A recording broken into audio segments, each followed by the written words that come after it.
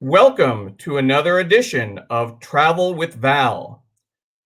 This week's episode is going to focus on the future of travel and tourism. We have three great guests for you. Dennis Schaal, from the founding editor of Skift, is going to talk about more than planes, trains, and automobiles. Peter Knego is going to be talking about the cruising outlook. He's a cruise journalist and historian. And David Downing, president of brand for United Landmark Associates, will offer some advice for travel brand stewards. Our host, of course, is Valerie Delia. You can follow her on Twitter at Travel with Val or on Facebook, Travel with Value. Please share this on Facebook and Twitter. And for folks who are following us on Dennis's page, thank you for joining us. Please make sure to let us know where you're watching from. And without further ado, Valerie Delia. City, it's great to see you again. This is my third Travel with Val live stream. Thank you if you've been with us. We did the first one on Italy, the second one on genealogy, and today a really important subject, the future of travel and tourism. And we have three incredible guests, extremely informed, and just three really, really, really good guys. So we are once again asking you to chime in, and we'd love to hear your comments and your questions, and share this and tag this with all of your friends, because this information is as up to date as possible in the pandemic, and we would think that it's important for people to hear this. And there are at this point, I wanted to show you our three guests who will be with us. So we'll bring them up. And our first, this is actually Peter Knego, and Peter is the captain of this ship. All right, he is a cruise historian and a cruise journalist. So he is going to be up, he'll be up second. Yes, we're going to have you up second. The first up will be Dennis Schaal, and he is the founding editor of Skift. Now, if you don't know about Skift, the website, you have to. They're the end-all and be-all of travel information, and Dennis is the founding editor of Skift. And another important point is that he is also an alumnus of Trumbull High School in Trumbull, Connecticut, where I went to school. But as we know, he went to school so many more years before I did. He graduated we know that, right, Dennis? Right. And, right. You're practically just finishing now. So. Practically. Well, I wasn't able to graduate this year because of all the problems. But Peter, let me tell you that Peter is in Los Angeles area. And you be precise, Peter, where are you? Well, Oceanside, which is Oceanside, in between Los Angeles and San Diego. Right, and I've been there, so yeah. Yes, but I didn't remember exactly where it was on the map, but in that area. And then number three is our David Downing, who is the president of brand for United Landmark Associates. And for many, many years, he was the CEO of Visit St. Pete Clearwater. Woohoo. And which is, I liked it so much that I bought a rental condo down there. So David and I have seen each other quite a bit over the past few years. That's for well, I have to tell you, this setup looks like we're on the dating game. We're the three bachelors. Okay. I love it. Well, you know what? The only one that's really going to work for me is Dennis. Okay. All right. Okay. Wow. How about that? How about that, Dennis? Wow. Sign off. Good. We go so far back, That's it. Okay. And I know you guys are taken, so that's why I don't want to get in the middle of that. But anyhow, love to see if we have any people joining with us today. Again, we're going to take your comments and put them up on screen. And if you have any questions, we will put those up as well. And at the end of the show, we'll have all four guests together again, so we can have a little friendly banter, with a little bit more substance than what we're talking about right now. So how about if we get things? We have, okay, let's see. We've got something coming in. All right, make sure that you share this on your pages. and you also tag your friends, because it will be just very good information that's imparted today.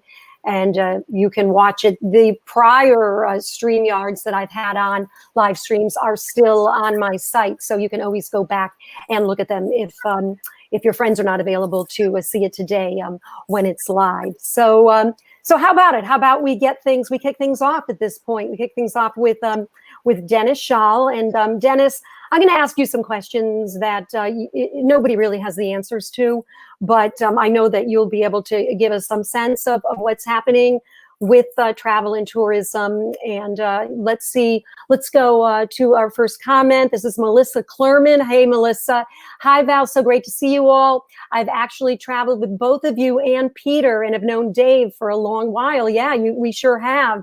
So it's really nice to have you with us. And Melissa, if you would share with your friends and tag your friends so that they can be part of this live stream as well. So Dennis, yes, the questions that I see just circulating everywhere are questions like, is it safe to fly right now? Is it safe to drive right now? Can I take a train right now? When will people start traveling again the way they did pre-COVID? So how is COVID affecting your travel behavior? And we know that these answers cannot be definitive, but I'm going to give you a shot at those. Yeah, I would not be flying right now, and I'm not going to get on a cruise ship for a very long time. Cruises aren't sailing right now. It's possible later this summer they'll be sailing. People are traveling. I guess it depends on what part of the world you're in as to whether it's safe to travel. We're seeing signs of in China. They just recently had their Labor Day holiday weekend, and there was fairly robust travel. We talked to a vacation rental owner in Alabama a couple of weeks ago, and she was nearly full. Of course, as you know, Val, the vacation rentals in Florida had been closed up until today, or up until the next couple of days. So she had a lot of people flocking to her vacation homes in Alabama near the beach. And surprisingly, a lot of people were not asking questions about cleaning issues. She had that information on her website, but that didn't seem to be the overriding concern. Okay, now I have a condo in St. Pete, as I mentioned at the beginning of the show, on Treasure Island, and I had a guest for the high season, which went up until April 15th, but he only ditched it a week before, though. He felt that a week before April 15th, when they closed down, when Florida had already been closed down, but he left a week before he was supposed to, Right. with me. And I immediately had my cleaner come in and clean my place. So right now it's sitting vacant because up until this point, no new rentals were allowed as per Governor DeSantis, as you've said. But right now it looks as if that's shifting, as you said. So I have gotten a couple of Airbnb inquiries.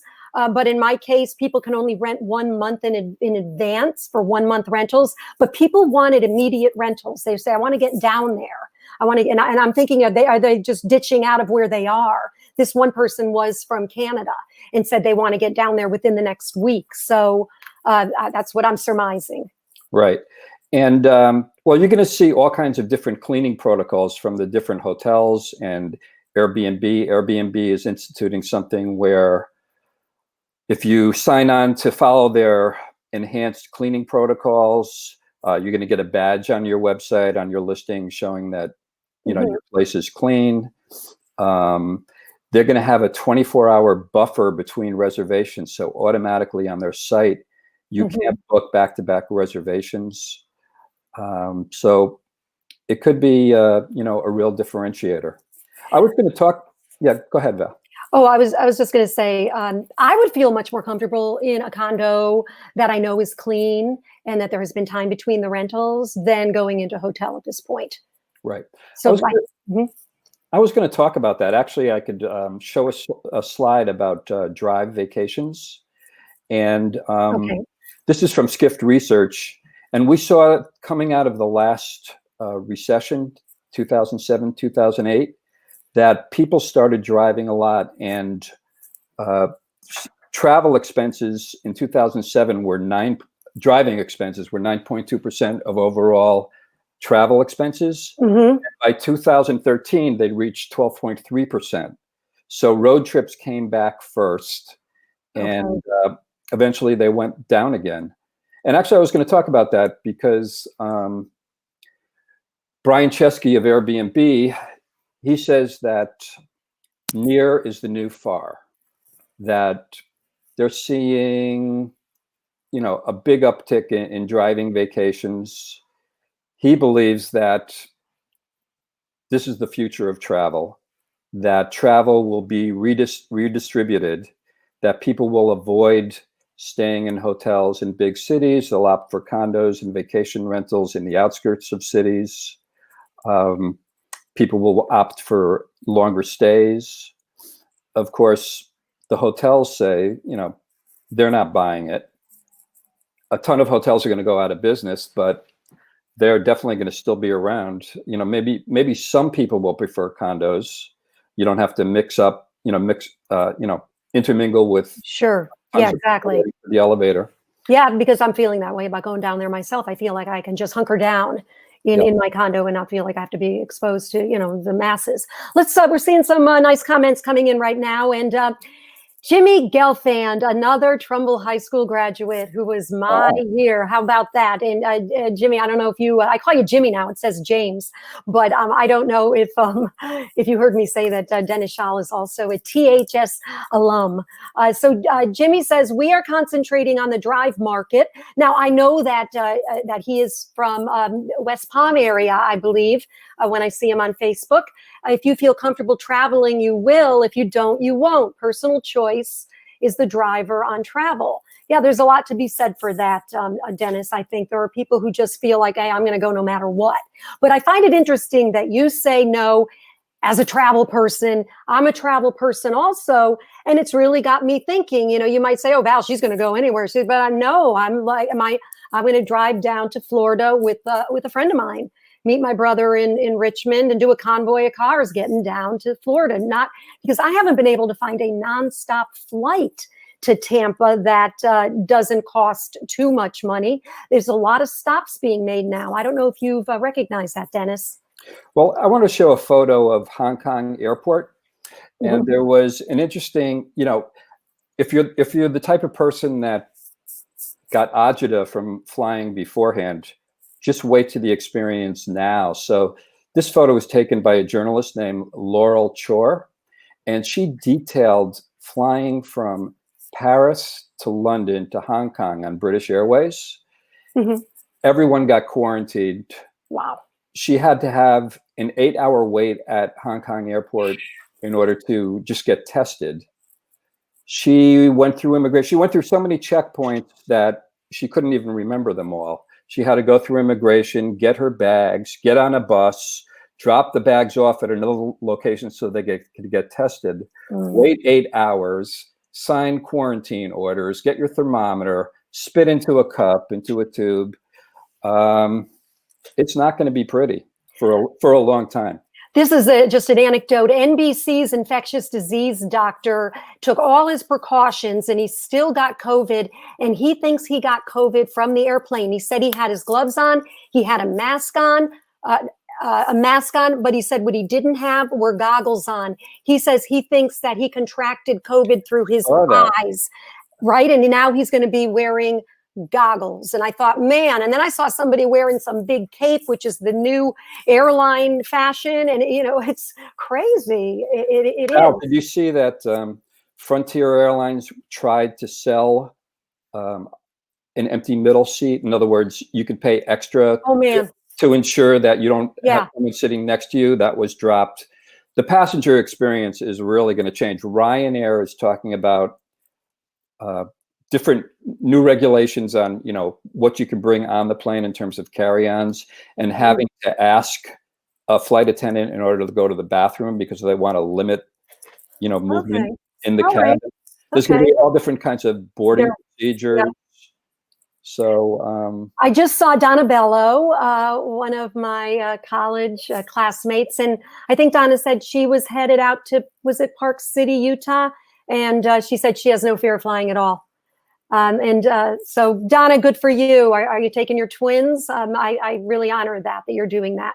And Donna, there you go. I'm flying this summer to Park City. That's right. It's a great place. That's where we have our genealogy conference in February. One thing you're going to miss is skiing, but you'll be able to climb and to hike. And Dorn from London. Dorn says the most tricky will be airline or rail travel and restaurants. And hotels, Airbnb should be fine. Yeah, that's along the lines of what Dennis is saying. And I'm worried a little bit about taking a train, Dennis, because I was thinking, well, maybe I could take the Acela down to DC and then take a train from DC to Richmond, meet my brother and pick up his car. But then I thought, I don't know. Do you have any idea what's going on with Amtrak? Well, the schedule is greatly reduced. I think they have, on trains that are running, they have 50% capacity of passengers. They're keeping that as the maximum. Okay, well, I like that. How these rail lines and how airlines are going to make money with this lack of density in the seating and number of passengers remains to be seen. I don't know. What do you think? Do you think airlines can keep middle seats blocked for the next few years? Well, it's their bottom line. That's the thing. Yeah.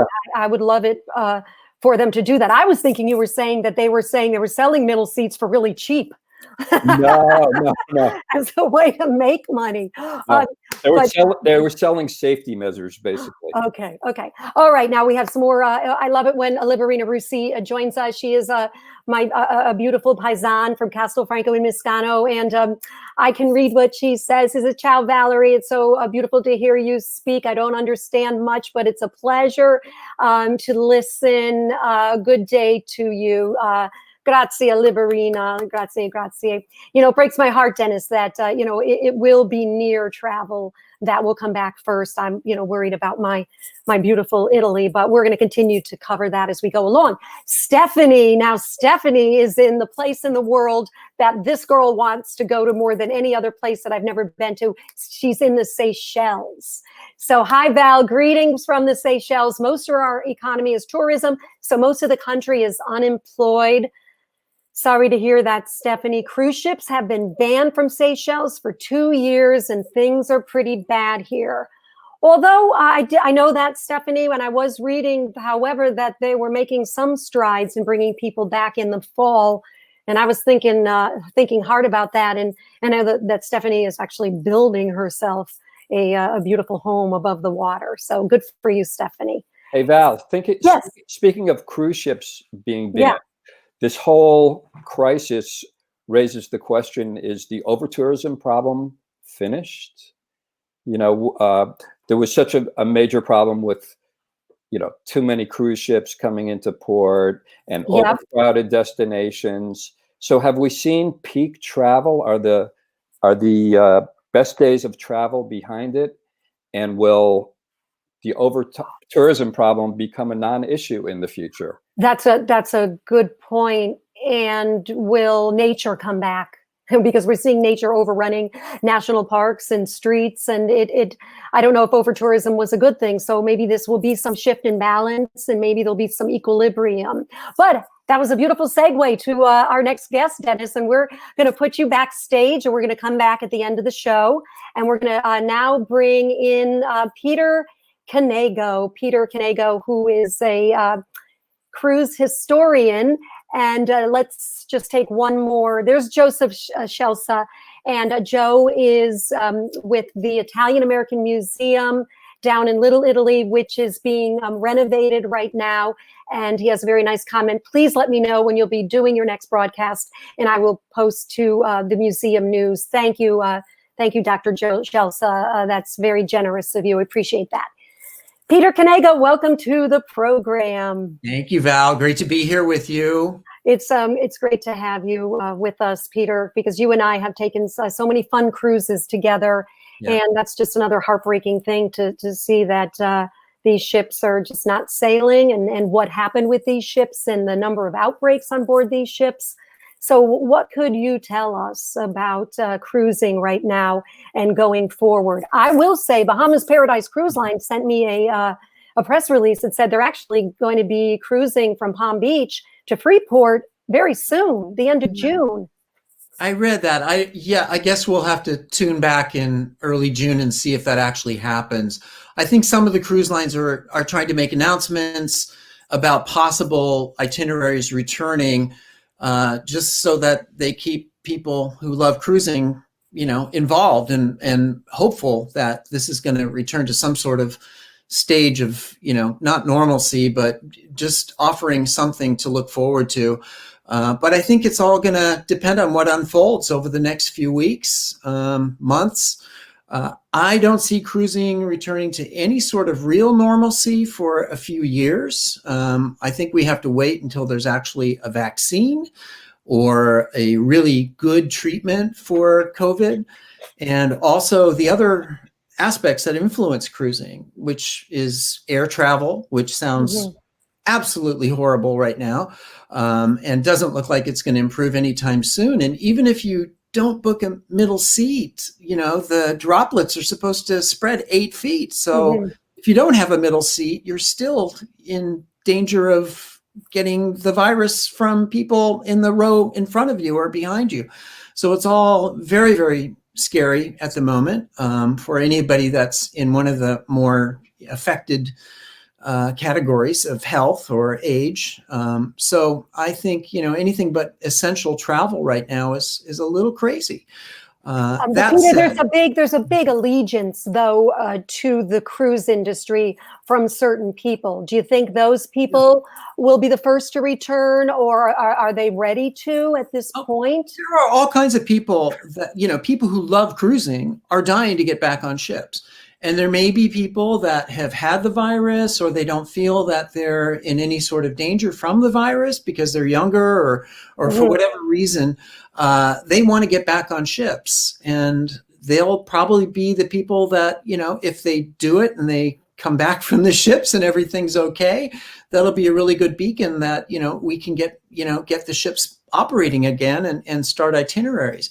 But you also have to make sure that the ports are going to accept the ships, that people aren't going to get quarantined. I think there's more of a fear of people getting stuck somewhere for weeks away from their family, than there is necessarily of catching something on a ship. So I think all the best brains in the industry have to come together and figure out, how they're going to be able to stage this and still survive in the interim.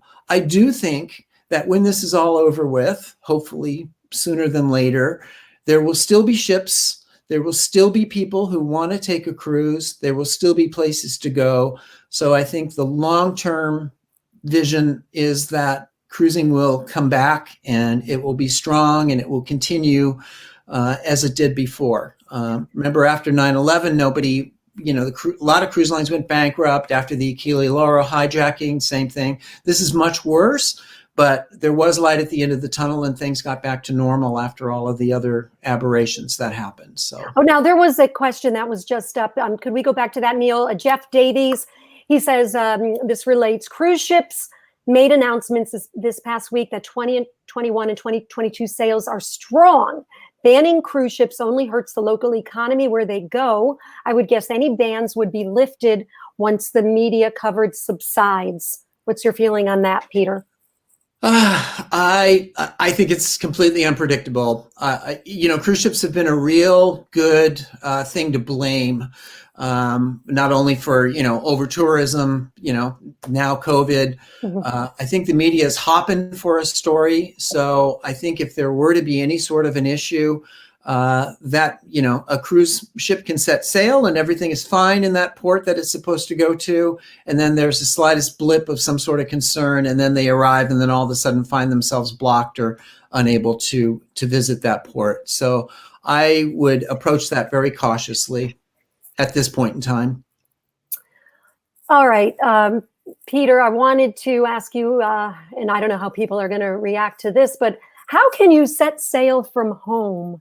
Because that's something that you've taught me to do. And so just to give you a little information on what else Peter does, the house that he's sitting in now, which is his in Oceanside, California, it is decorated from the remnants of beached cruise ships. It is phenomenally beautiful. You've never seen anything about like it. And so, Peter, tell me about that part of your business, because I am actually a recipient of one of your really beautiful, beautiful works of art. And this is a work of art from the Italian artist Enrico Paolucci. So tell me about this this panel that I bought from you for my condo in Florida. That beautiful panel in Florida is from the purser's lobby of the cruise ship called Stella Solaris, which was one of the most beautiful, luxurious ships of its time. And sadly, after 9/11, a lot of cruise lines that were not the major players like Carnival and Royal Caribbean, they just couldn't hold forth with the way the industry had collapsed. And so this particular cruise line was called Royal Olympic Cruises, that was running the Stella Solaris. And they went bankrupt and they had to sell their ships, and they mostly went to India and were scrapped on a beach called Alang. Which, yeah, there we go. That shows the former Island Princess, which was one of the two love boats featured in the television series, The Love Boat. And she last sailed as Discovery, and she went for scrap in 2010. So that's me on that beach. That's the Love Boat lobby from the Island Princess, with a beautiful glass artwork by a famous Norwegian artist that I was fortunate to rescue, along with the other artworks. And that's the ceiling. That's what I've recreated in my living room. The ceiling from a portion of the ceiling from the show lounge of the Love Boat itself. And I actually took some of those discs. These are aluminum discs that have this lovely gesso sort of texturing on them. And I took them to a Love Boat reunion and had all the principal cast members sign one of the discs, along with the author of the book, The Love Boats, Geraldine Saunders. And so now I have my my ceiling dedicated to the Love Boat in our television room, of course, appropriately. And that's the ceiling it came from. You can see the little discs in the center of the room there above. That's the room being demolished in India. And those discs were going to be grabbed and thrown into a pile to be melted down, because aluminum is a very popular metal there. So yeah, I've been going to India for almost 20 years, getting these pieces of these beautiful old ships. Because okay, you're making it sound easy. Tell us what you do to get on board these beached ships. It's crazy. It's espionage, because we're not allowed there as Westerners because of all the issues with pollution and worker safety. And it's a whole terrible long story that belongs in some, novel from the turn of the 19th century. Basically, it's pretty scary stuff. And so I get snuck into these yards, and I assure my contacts that I'm not there to expose or embarrass them. The issues they have there are mostly because the Western countries sell their ships to India to be broken up, because they get money for the metal on the ships, as opposed to paying to have the ships safely scrapped in Western countries, where you have to seal them and take the asbestos and all the other materials out safely. So it's a very long, complicated story. I go as a historian because I love these old ships and their classic architecture, the fittings that were so beautifully made of solid woods. And I mean, you can see behind me some of the stuff. Look at that door. That's an Italian door from a ship from 1953. And it's got that wonderful glass inset in it. Just a style of design that when ships became more modern and designed by computers and corporations, they lost this ability to have this sort of organic feel. Yeah, you can see wood paneling from old ships there and more. That's another Luzzati artwork in our stair tower. I've completely rebuilt the house with all fittings from all these beautiful ships. That's something different. That's actually the Sea Cloud, and maybe we'll talk about her in a little bit. But that's one of the very few ships left that has classic fittings like this, because they went through huge expense to remove every piece of wood and back it with metal to meet the latest fire safety regulations, and then coat it in this varnish that would make it somewhat fireproof. So that's one of the very few special ships that's left that has that old vibe to it. And Peter, do you think that type of a ship, or would we call that, how would you characterize that ship? It's not a cruise liner. Will people be going back to a smaller ship? Yeah, I hope so. That may be one of the first type of ships people feel comfortable going back to because it only carries 65 or so people. So you're not in this big giant, ship with 4,000 or 5,000 people where there could be a breakout. But we'll see. I do think probably the first markets that'll come back might be the Mississippi River cruising or Columbia River cruising in the U.S., where you don't have to worry about going to a foreign country. Unfortunately, with coastal cruising here, you have to go to a foreign country. You have to go to Mexico or Canada in order to be able to make these cruises happen because of the Jones Act, which a lot of people have been fighting for decades because it's somewhat dated. But trying to get things changed in Congress is not an easy thing. And this act was actually put out there to protect American shipping. But there are no American lines anymore because it's too expensive to man the ships and build the ships in America. So it's a dated act that needs to be changed. But in the meantime, we are stuck with it. And to do coastal cruising or any sort of other cruising, you do have to go to a foreign port. So it's a bit of a challenge. All right, Peter, do you think that, I hear myself. Neil. So do you think that more ships are going to end up beached in a Lang as a result of COVID? Some of the older, smaller, less profit-generating ships with some of the major companies, of course. A lot of the other companies that aren't able to survive this will probably have to sell their ships. So it's possible Alang will get them, but right now, ships are blocked. India has blocked ships and crews from coming in, so they can't take ships to Alang at the moment. They too are blocking. Okay. Yeah, they definitely are. So, okay. And another question from Jeff Davies, any insight into which cruise line is financially in the strongest position between Carnival, NCL, and RCL?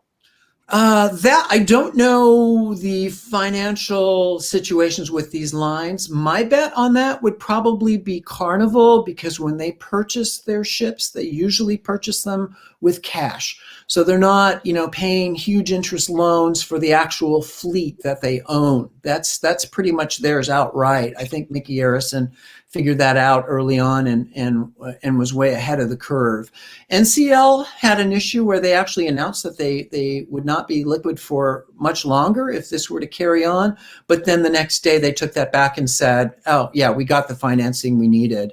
And I don't know what Royal Caribbean's backing is, frankly. So that's the best. A couple comments. Thanks, Peter. A couple comments on cruising. Lisa Diamond Stein, who is one of my high school classmates.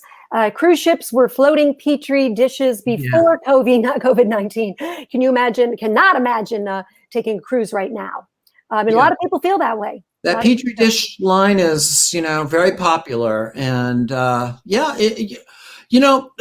I will say in defense, it's a lot up to the passengers and your fellow guests. The cruise lines can do everything they can to keep things clean, but if your fellow guests don't observe the rules and don't wash their hands and they don't behave, then yes, you are subject to that. But the petri dish thing, I don't blame the lines so much for that, because they are doing everything they can to mitigate. They had the norovirus scare, which was nothing pleasant, but nothing nearly as bad as COVID. It wasn't fatal if you came down with the worst aspects of it, generally anyway, with noro. So if you don't want to be with 4,000 people, then you don't want to go to Disneyland. You don't want to take a cruise. That's just not your thing. All right, Frank Fitzgerald from Treasure Island, Florida, where my condo is. Frank actually was interested in my condo for July and August coming up this summer because he's a local. And he says he is booking a cruise for a March sailing of next year. So how's that timeline sound, Peter? I think go ahead, and then in February, check and see what's going on and see if you're still comfortable. Cruising, of course, involves other things like airplanes and airports and getting to the ship. And if all of that is, to some degree of normal and safe, then go for it. That's my big issue is frankly, I just don't want to do any sort of travel right now To that's get there. not essential. Exactly. Okay, and a couple other taking a look. This is fun. John Satriali, who I worked with at New York One, so we call him Satch. He said, I stayed in a vacation condo that was partially decorated like a cruise ship. It was cool. Yeah, guess what? Guess who gave him a nice stay for his honeymoon? So Satch, you missed it. Peter's the one who sold it to me. Sold me all that cruise ship furniture and those panels. So I'm glad you enjoyed it, Satch. You got great taste, Jonathan. Oh, by the way, Val, I didn't get to mention. Yeah. Midshipcentury.com. If Yeah. anybody's interested in buying a piece of an old cruise ship, I still have some things left in my inventory. Or if you just want to go on and look at some of the ships that have vanished over the years, I do a page where I show the history of some of these beautiful old ships, like Carnival's first ship, the Mardi Gras, their Carnival, Stella Solaris, which I mentioned before. So you can go on a page there and take a look at the history of those ships, and actually, even if you dare, look at some pictures of them being scrapped, and that's pretty sad and scary stuff. But it is it's all part of the history. And one last question for you, because I know you're going to be able to answer this because of your history chops. Elaine De Napoli, who is one of my paisan, we share the same little village in Italy, and she's from Connecticut, as I am. And she says, part of the ship, Conte Biancamano. There you go. Yeah, yes. Can you see what she wrote? Says, my mom took it in 1929 from Naples to America, is in a Milan museum. I hope I get there one day to see it. The Museum of Science and Industry in Milano. You have to go there, Val. And they took the forward superstructure of Conte Biancamano when they scrapped her. They scrapped her in Italy at a place called La Spezia. And they took her, disassembled it, and rebuilt it in the museum.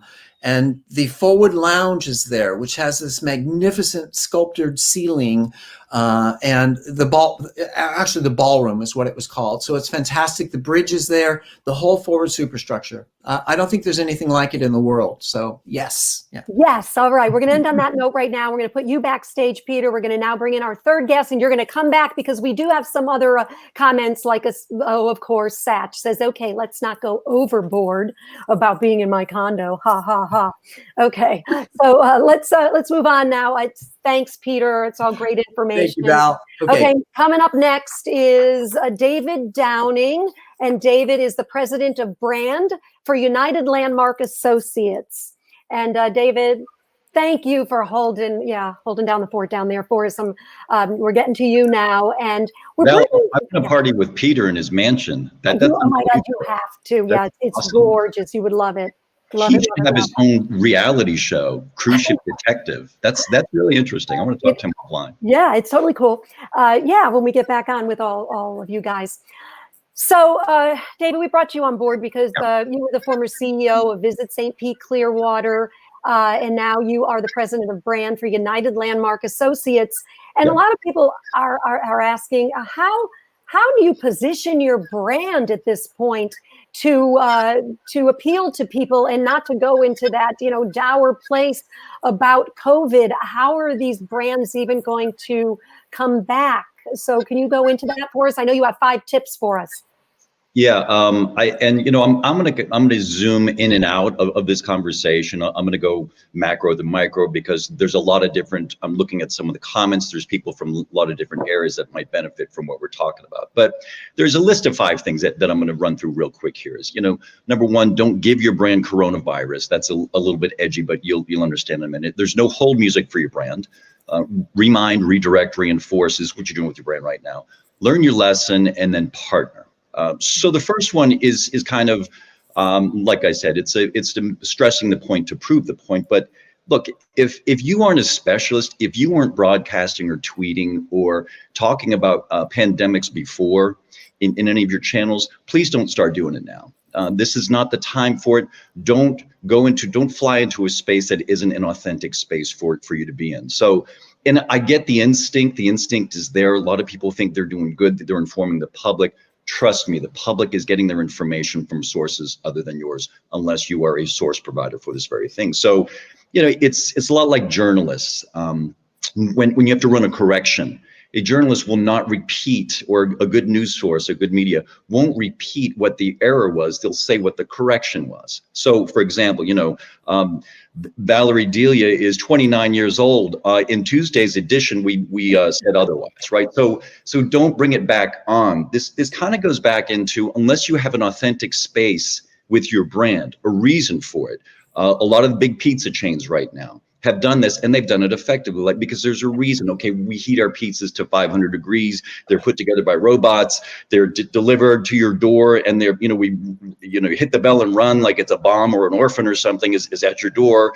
And there's reasons that they're talking about that, because people have genuine concerns. There's another piece that I'd like to play right now. It's an Oreos. Oreos did something very cool. They had a brand already that was called Stay Playful. It started with user-generated content. It's about people eating Oreos. Everyone who grew up eating Oreos knows that you play with them as much as you eat them, right? You play checkers with them, you flip them, you roll them. And they've got this thing now where they get people to balance them on their face and try to eat them. That was already in the works. And then the coronavirus came along and they said, stay playful, stay inside. So here's just a small piece of that right there. I'm sure you've seen it. It's several thousand times in most markets. They have, I'm going to put a link in the comments. Mom used to say, go out and play, but inside's the place we're going to play today. Not just the little ones, grown-ups too. Checking the world with a different view. Right. Now it's a virtual thing that's done. That's a little broken up, unfortunately, but if we could put into the comments stream, read the history of this spot and how it came together. That's a really great brand exercise for, who's doing this. Talking about the brand and talk about dirtying your brand with any type of crisis. Back in 2010, when we had the oil spill crisis here in the Gulf of Mexico, and I was at Visit St. Pete Clearwater, I had the great fortune working with DT Minnick, one of the great minds in tourism marketing. And one of the tenets that we thought about at the time was, don't mention the oil spill in anything that we talk about. All we do is talk about how great our beaches are. We send a scuba team of kids out every day with scuba dives, and they dove on the reefs, and we just call them underwater updates. So it is redirecting. It is kind of like not talking about the elephant in the room, but the point is, if you already don't have it, don't give your brand coronavirus. Don't roll around in it, because it's hard to take it on from there. So that's David, is that a little tone deaf though? In some cases, do people? That's what I've been grappling with. Yeah. I'm saying if you have an authentic in, there's a reason for you to be in that space. Okay. Otherwise, I would say be very careful with how you treat that, because it tends to go. I've seen a lot of examples of it going overboard. Very well intentioned, but in my professional opinion, I would be very treat that very delicately, very gingerly. The second thing is that there's no hold music, and what I mean is, you can't. There's a lot of brands talking about, oh, we're just gonna lay out for a while. We're just gonna hang out. We're gonna pull all our efforts. We're gonna pull it. You can't do that. That's really not how this works. If you are stopping, everyone else is actually still going forward. So you're going in reverse if you're stopping. Figure out what your message is. Figure out who your audience is. Figure out how that's going to best resonate with your brand, and then take it from there and keep going. I think a good example is over the years, for lots of different reasons, several state tourism agencies have stopped their operations, or I should say, they've been cut. Their funding has been cut by know-it-all legislators who think this is a great idea. It's a horrible idea, and they paid for it. I think Colorado was one. There were 4 or 5 other state agencies that were defunded. Once you get out of line, you got to spend 10 times as much money to get back in line, and you're never going to get your place back in line exactly where you were. So keep going, resist the urge just to kind of tap out, figure out what your message is. And I'm not talking just, paid advertising, earned advertising, all your social channels. Your brand never stops. You can't stop your brand. If you have a website, any brand that's out there is a 24/7, 365 brand. So unless you're there managing it, unless you are leading that conversation, there are going to be conversations led, A, about your brand that are negative, or B, it's going to be something that you are left out of. So I wouldn't worry about that. The next one is remind, reinforce, and redirect. Look, one of my favorite Irish poets, Seamus Heaney, has a phrase, know thy givens. And it's personal, but it means, know what you're made of and stick to it. And I think a brand, you have to do the same thing right now. Know what it is great about your brand and remind people that that's what you're there to do. My friend Fred Dixon up in New York, for example, there's a lot of pent up travel right now. There's a lot of pent up demand. I miss New York. This is the longest stretch, Val, that I've ever not been in New York because, the planes aren't flying and I hadn't been there a couple months before that. So, I'm dying to go back. There's so much about New York I already know and love. And that's why I want to go back. Now, David, NYC Company, I think I had sent you some information about them. They're doing a rebranding campaign right now. Here I am in the middle of New York City and we couldn't be in the worst hot spot. But they are rebranding through a program where they're asking people at pro bono to create content for them. What do you think of that as a branding strategy? I think that's exactly what Oreo was doing. That's all user-generated content that they were putting up. I think it's a genius thing to do. It's a great cost-effective measure, and it lends authenticity. It's never about you. It's always about them. It's always about what your audience, what your consumers, what your visitors think about your brand. You can say anything you want about your brand, but at the end of the day, it lives in the hearts and minds of the people who know it and love it. So that's I wouldn't expect anything less from Fred and my friends up in New York. So good on them for that. I think another good example is Virginia tourism. Look, don't overthink it. If we have that video, just wanted to show you what they've done. And it falls right in exactly what I'm saying here. It's just reminding people all the great things that you can experience in that part of the country. And it's not terribly complex. It's basically a postcard. You're giving a postcard to your fans, to your travelers, to your visitors. And if we don't have that, that's okay. What is that we're looking at now, David? That's what we're looking at now. Yeah, I mean, it's not rocket surgery, Show some of the iconic, and we'll be waiting for you. I heard you all talking about when people are going to be cruising, when people are going to be traveling again. That's unknowable, right? Everyone's going to do it at their own time, in their own speed, and their own budget.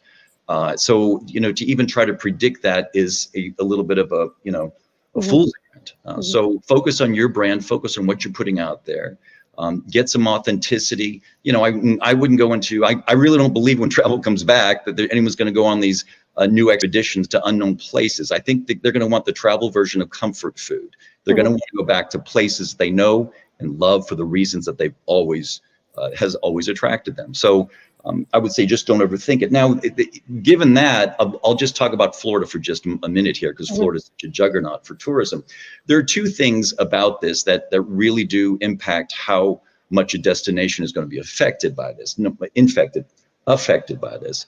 One is air travel, and the other is that proximity thing. So you take, for example, the theme parks in Central Florida. The theme parks are really the beating heart of tourism that runs, as you know, Val, throughout the entire state. Here in St. Pete Clearwater, we are dependent upon Orlando tourism because people go to the theme parks and they come over to the beach, and vice versa. The classic Twin Center holiday for most international visitors. So until such time as that's figured out, a lot of the resulting tourism in other places is going to be greatly affected by this. And the second one is air travel and events, right? So if you look at Miami, Miami has its work cut out. They have about 95% of their visitation comes in via airplane, a huge amount of international, and they also do a huge amount of events and conventions. So those are really the levers that they're going to have to be flipped somehow.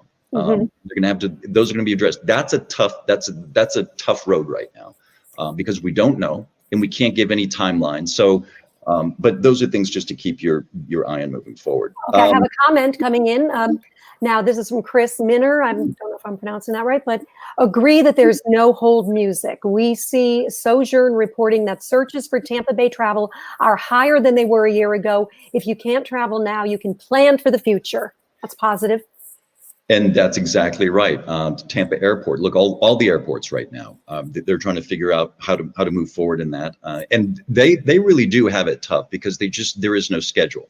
And if airports and airlines need one thing, it's a schedule, as you know, Val, right? Sure. So without a real schedule and just to reposition those planes and to reinvent a network is something and they're incredibly talented people doing their best at it right now. Now, do you have two more points before we wrap this up, and then we're going to get all you guys together for the end of the show? Yeah. So one is the what is the lesson? Learn this lesson. And my point there is simple, Val. The lesson is, first of all, that this isn't over, right? If people are they think they're going to make their lessons up right now, I'd say no. I'd say, this thing is evolving as we can. And that word lesson, I've always loved that word lesson. A unit of instruction, a lesson is a punishment intended as a warning. And the third one is the significance of a story or an event. So what is the significance? What is the warning? What is the instruction here? Take notes, write these down. When you are your brand, you'll have to remember these. Things are happening so quickly. It's tough to address them. And the last one, Val, I'll say is partner. Think of new and novel ways to reach out to your network and places you've never partnered with before, brands that you've never partnered with before, and find new ways. I would say from a brand perspective, from a destination perspective, this is an opportunity for you to find new ways to tell your story, the importance of your story. Look, for years, the tourism industry, particularly in Florida, is hooked on the hotel product. It's rate, it's RevPAR, and it's occupancy. Those are the three-legged stool upon which most tourism, because of how it's funded, is judged. Now, look, we're going to have to reinvent new metrics because those three metrics right now are kind of on the wayside. So grow the importance of what you're doing from a destination perspective, or if your brand has an ability to do that as well, and tell a larger story about the power of tourism. This is your opportunity to do that. It'll protect you politically moving forward, and it would be good for the industry. It'll be good for hospitality in general. It's not just hotels. There's a whole myriad, there's a whole litany of other things that come together to make the tourism product, and they're all hurting right now. So I think this is a good time for that. That's excellent advice. Thank you so much, David. And you're going to stay with us, and now we're going to bring back on our previous guests. Let's bring back Peter and Dennis. If they're still, they may have gone. Here you are. Wow, very cool. All right, thank you guys. So let's see, there was a couple of response to Peter. Elaine DiNapoli wanted to thank you for that wonderful description of the Conte Biancanos. Yes, a validation of my mom's stories of her voyage to America. I definitely will get to that museum. That's a really good point because, we're all so much into DNA and genealogy. Peter, that's really neat advice that you gave us. It's beautiful. Yeah. Hey, Val, Yeah, David was talking about don't put your brand on hold, and I totally agree, and he would agree that you have to do it deftly. So I was writing a story this week about who's advertising on TV nowadays today. Good. And Treasure Island Hotel and Casino is running an ad that they created in 2017. Come visit, 70% off. Okay. Come see the hot spots. Wow. We're talking Treasure Island Hotel and Casino in Vegas. In Vegas, yeah. I mean, hot spots is probably not the right word nowadays. To use. That seems like a faux pas, right, David? What do you think? No, I think the instinct is good. Just remind people what it is about Vegas. But yeah, you're correct, Dennis. You really have to work that prose just a little bit there. Exactly. Okay, let's see what's coming in. Hi, Val from Blaine. Hi, Blaine. And Blaine does extreme adventure trips. Oh, how about that, Dennis? What do you think of extreme adventure trips when things come back? Isn't all travel an extreme adventure trip? That's funny. Yeah, exactly. Already is that. Oh, boy. Well, at least it would be in remote locations. So there's that. The other thing is, true. Is budget travel going to come back or luxury? And we're already hearing reports about luxury travel coming back in terms of hopping on your private jet, going to some remote destination where you have your own private housekeeper. So that's something to look out for too. Yeah, riding my bike in Central Park these days is an extreme adventure. that I've been taking on. So I'm not really quite ready. But let's see, Jeff again, Jeff Davies. Curious how the New York Times Travel Show in January will brand as a virtual or in-person event. Any thoughts? Well, you and I both speak at the Times Travel Show, Dennis. So that's a really good point. We don't know. In January, who knows? But I will say that I just attended a voiceover virtual conference that was taking place in London, and it's a very on smaller scale, but it worked really well. So it's a possibility, but it would have to totally reimagine what it is, because New York Times Travel Show is so broad. Val, let me jump in there if I could. I think in New York Times Travel Show, it's like one of the kings of travel shows. But I think there were conversations going on before this, going back a year or two, about, and I'll probably get hate mail for this, but I'll say it out loud anyway, about trade shows in general, and about what can be a not really flattering look at the carbon footprint of a show like that, or any major show. I'm not going to pick on the New York Times show, but and this was a conversation that started before, and some of the world's major travel shows had already seen some drop off already from destinations who thought, let's go every other year. I think this conversation, I think whoever figures this out to figure out what is that next iteration of the trade show? Is it part real and part virtual? Or I don't know what the answer is, but I think there were conversations happening in that space before coronavirus. You agree with that, Dennis? Yeah, I think it's definitely going to have to be reinvented. Yeah, maybe a hybrid is something. And also, I know Brand USA was talking about not just reflexively going to all the trade shows anymore, doing different kind of events to meet the suppliers that you really need to talk to, and not just doing the same old year after year, because you've always done that. David, you're familiar with Brand USA very much. Yeah, no, and I think, Dennis, you're right there. And I think if there is an iteration moving forward, and again, this was happening before, it's smaller boutique shows, particularly in the travel space, travel promotion space. And I know Connect had several small shows, and they were getting more small shows together as well. So, I think this is watch this space, really. And Peter, with the cruise convention in Miami, that was pulled. So what do you see for that? Well, let's see what happens next year. I think a lot of things are going to unfold over the next few weeks with people coming back and the states reopening.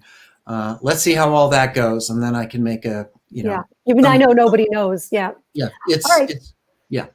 All right, so let's see, Skip Meadows, great listening and learning from all of you. Thanks, Skip, appreciate it. Question for David, any comments on the beaches opening back up in Clearwater? They're open again, aren't they already, David? Yeah, they are, and they have maximum limits that they're reaching. And the sheriff's department's been out there, and they're just trying to really, again, pent up demand. Once they're open, people come roaring back. It happens all over the world. Anytime a beach opens, happened in North Florida. I saw it in other spaces as well. We have to get used to this new normal, right? There's going to be a surge, and then they'll get to a point where they'll come back. And it seems very unusual right now to have this happening. But, if you look at something like Discovery Cove, for example, to tie it back into theme parks, Discovery Cove is a wonderful experience because they limit that park to 1,000 people a day or something like that. And it's a wildly different experience in that park than it is at any other major theme park. So again, it's a boutique version of a theme park for all intents and purposes. And I think the more that we get used to this new normal, the more we're going to see things like that. But I think that just crowding the beach is a gut reaction of people saying, let's go to the beach. Well, what scared me is I saw some video, and it looked almost like John's Pass, in Madeira, and people were at restaurants, and they were just bragging about they have no masks on, and we're just partying here, and we're having a great time. And I'm like, man, I don't know how I'm going to handle that. I'm going to lay low when I get down there. But in general, to see that, to me, that's just ignorance. There's a Twitter account at New Jersey Gov. It's really cool, very irreverent. And they posted something yesterday where you have to remain 6 seagulls apart on the beach. We had a little card of that, right? That's true. I like that. Yeah. 6 seagulls away. Well, maybe that's the new norm. There you go. There you go. Okay, we can end on that note, and we'll also end on the note from Brian Major. and great information, folks. And I know that Brian Major is also having next week his own webinar, and you can check his Facebook for that. And Elaine DiNapoli, Val, a great panel of informative speakers. Thanks. Thank you, Elaine. Really appreciate you tuning in. And I think that's going to wrap it up for us. Let's bring Neil in, as we always like to do. He always gives us the little update of how we did. Neil, how'd we do? I always like you not to bring me in, Val, but you do it anyway. But that's okay, because that's how we roll. I think this was a great show. Thank you to all of the guests. As Val said, it was a great panel, a lot of great information. And we had some great engagement, great comments as well. So I want to thank, and Sabrina Del Vecchio is also chiming in. Yep, Sabrina great panel. Florence, go ahead. Yep. Great panel, excellent information. And it looks like Italy is, I'm assuming, reopening June 3rd. So we'll see how that works out. Fingers crossed. But what a great, for sure. Great panel of guests. Andrew as well chiming in, saying great show and thank you for doing this. And a great combination, right? Some information for brands, the cruise ship outlook, and then Dennis's kind of overall picture around travel and what some of the trends look like. So travel with Val. Yeah, definitely. I'm sorry. Sorry, I was just going to say to make sure to follow Valerie Delia on Facebook, on Twitter, and LinkedIn as well. And so great, Val, you can close us out. Okay, I was just going to say Andrew Schmertz, he is a friend of Satch's, and we work together as well at New York One, and he's a private pilot, so maybe Andrew Schmertz is going to be seeing more business for his company because he flies people on their own small jets. So there you go. And that's it. Okay, and Jorn, thank you for joining us as you have for the past 3 shows, and Neil will have to think what we're going to do next. So thank you very much for getting us through this and for all the preparation that you've given us in advance. And I always like to give a shout out to you that if anybody out there in the audience wants to do a show with this type of a format through StreamYard, this is your guy, Neil.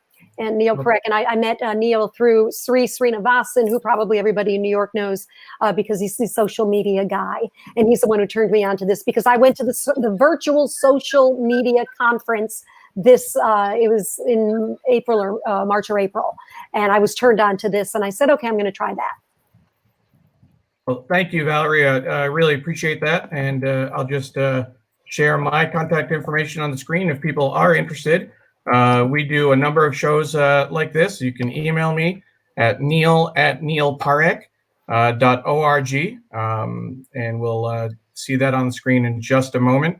There we go. If you are interested, be happy to help you put on a show like this with we share screens, show video, comments from our guests. Dennis, thank you again for letting us stream it to your Twitter account. So hopefully some of your followers checked in as well.